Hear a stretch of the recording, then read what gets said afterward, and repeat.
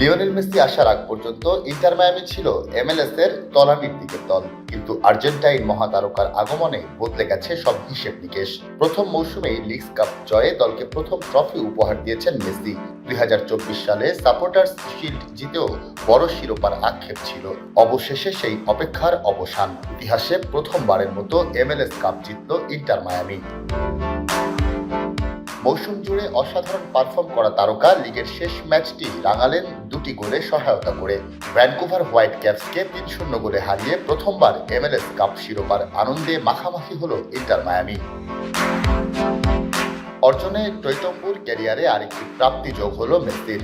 তার ক্যারিয়ারে 47তম ট্রফি এটি, সিনিয়র ফুটবলে 44তম।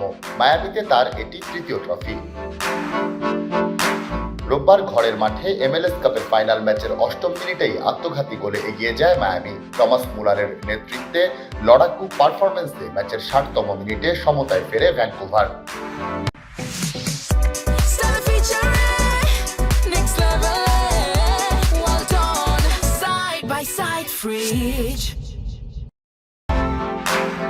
এক পর্যায়ে মায়ামিকে কোণঠাসা করে ফেলে ভ্যানকুভার, তবে শেষ পর্যন্ত ব্যবধান গড়ে দেন মেসি। আর্জেন্টাইনের সহায়তায় ম্যাচের 71তম মিনিটে রদ্রিগো দে পলের গোলে আবার এগিয়ে যায় মায়ামি। শেষ মুহূর্তে গোলের খোঁজে চাপ বাড়ায় সফরকারীরা, তবে শেষ সময়ে মেসির ছোঁয়া থেকেই ব্যবধান দ্বিগুণ করেন তাদেও আইয়েতে। আগের 2 ম্যাচে 5 গোল করেছিলেন আর্জেন্টাইন এই উইঙ্গার। প্লে অফে 9 গোল করে এবার রেকর্ড করলেন। গোল অ্যাসিস্ট মিলিয়ে প্লে অফে 15 গোলে অবদান রেখে রেকর্ড করেন মেসিও। পুরো মৌসুম জুড়ে অসাধারণ পারফরম্যান্সের জন্য অনুমিতভাবেই মোস্ট ভ্যালুয়েবল প্লেয়ারের স্বীকৃতি পান 8 বারের ব্যালন ড'র জয়ী এই তারকা। মেসির দীর্ঘদিনের 2 সহযোদ্ধা জর্দি আলবা ও সেরহিও বুস্কেতসের ঝলমলে ক্যারিয়ারের শেষটাও হলো ট্রফি জয়ের গৌরবে।